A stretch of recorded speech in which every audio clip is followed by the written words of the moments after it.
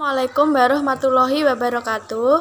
Kami di sini dari kelompok 5 akan mempresentasikan hasil diskusi kami tentang hakikat demokrasi di Indonesia berdasarkan Pancasila dan Undang-Undang Dasar Republik Indonesia tahun 1945 yang beranggotakan saya, Tiara Pramudawardhani, NIM E 2019-045.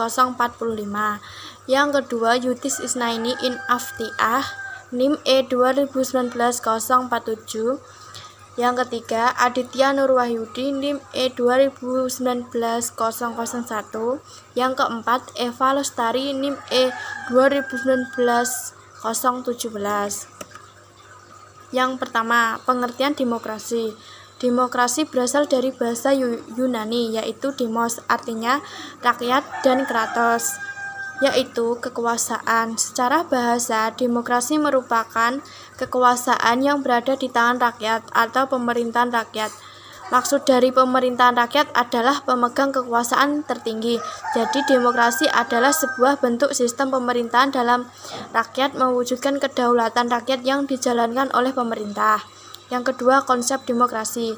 Istilah demokrasi pertama kali diperkenalkan oleh Aristoteles sebagai suatu bentuk pemerintahan, yaitu pemerintahan yang menggariskan bahwa kekuasaan berada di tangan orang banyak atau rakyat. Abraham Lincoln dalam pidato Gettysburg mendefinisikan demokrasi sebagai pemerintahan dari rakyat, oleh rakyat, dan untuk rakyat.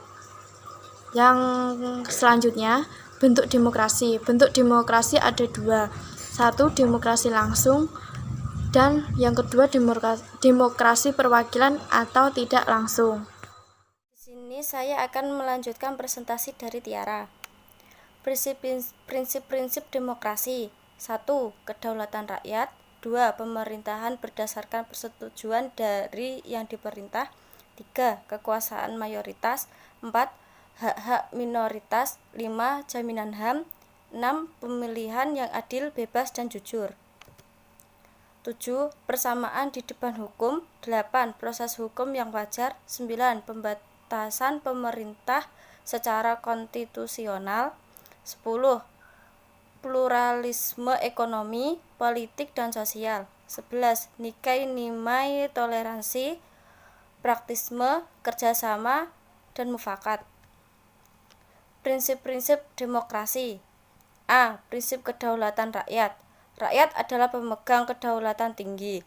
Hak pemerintah yang dimiliki pemerintah adalah berasal dari rakyat. B. Persamaan politik. Persamaan politik berarti persamaan kesempatan berpartisipasi, bukan persamaan partisipasi nyata warga masyarakat. C. Konsultasi kepada rakyat.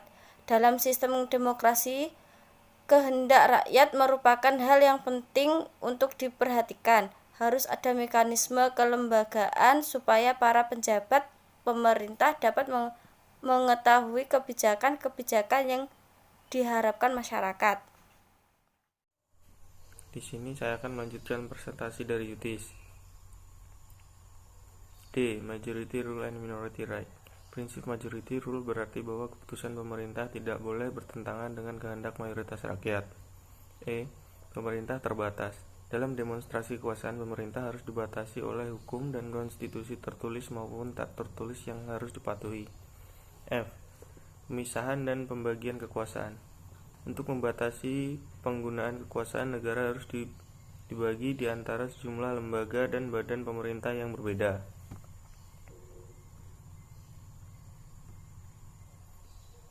Yang G. Check and balance, saling kontrol dan saling mengimbangi. Diciptakan sistem yang memungkinkan masing-masing lembaga pemerintah saling mengontrol satu sama lain. Berikutnya, perlindungan hak asasi manusia. Tujuan pemerintah demokrasi adalah mewujudkan kesejahteraan dan keadilan dalam masyarakat. Selanjutnya, pergantian pemimpin melalui pemilihan. Pergantian pemimpin berlangsung secara damai dan teratur.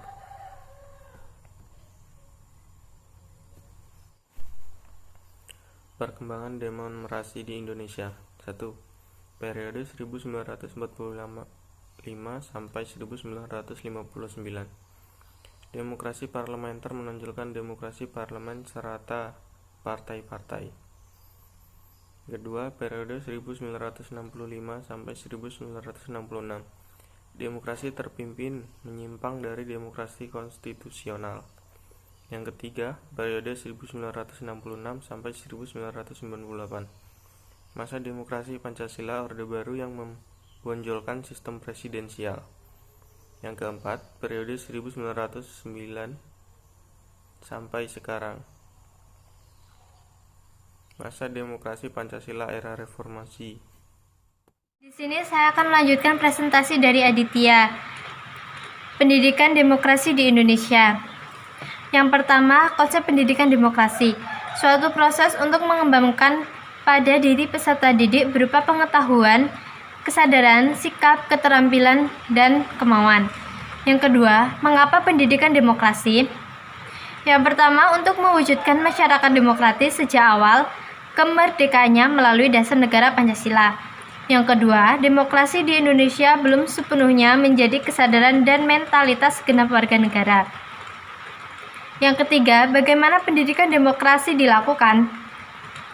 Ada beberapa cara, yaitu analisis studi kasus, pengembangan keterampilan pembuatan keputusan, analisa internasional, dan perbandingan pemerintahan dan kewarganegaraan.